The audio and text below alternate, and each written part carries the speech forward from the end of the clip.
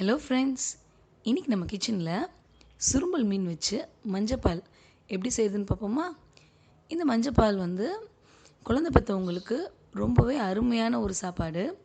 ஈஸியாக டைஜஸ்ட் ஆகும், பால் நல்லா சுரக்கும்.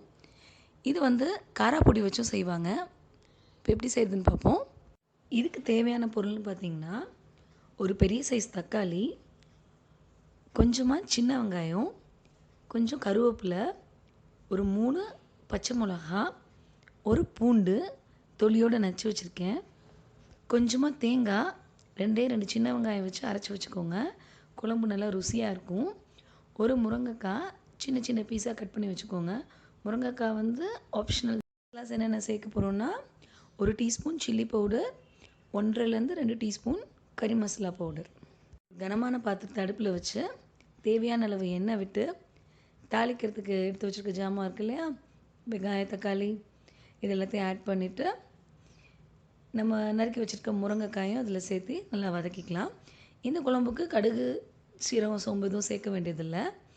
இப்போ முருங்கைக்காய் ஓரளவுக்கு வறுபட்டோன்னே நம்ம மசாலா ஜாமான் வச்சுருக்கோம் இல்லையா, அதையும் சேர்த்து மசாலா ஜாமான் வறுபட்டோன்னே தேவையான அளவு தண்ணி சேர்த்து கொதிக்க விடுங்க.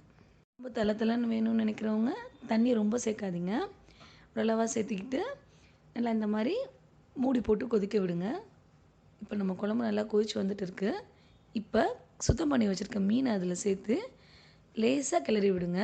மீனை போட்டு ரொம்ப கிண்டக்கூடாது. உப்பில்லா பண்டம் குப்பையிலன்னு சொல்லுவாங்க. இப்போ தேவையான அளவு உப்பு சேர்த்துருவோம். சேர்த்துட்டு உப்பு சாறுற அளவுக்கு கொதிக்க விட்டுட்டு ஃபைனல் ஸ்டெப் நம்மளோட தேங்காவை ஆட் பண்ணி மிக்ஸ் பண்ணிவிட்டு ஹை ஃப்ளேமில் ஒரே ஒரு கொதிக்க விட்டு அமர்த்திடுங்க. நம்மளோட ருசியான மஞ்சப்பால் தயார். கண்டிப்பாக ட்ரை பண்ணுங்கள். மறக்காமல் கமெண்ட்ஸை சொல்லுங்கள். அயன்ஸ் கிச்சனை சப்ஸ்கிரைப் பண்ணுங்கள்.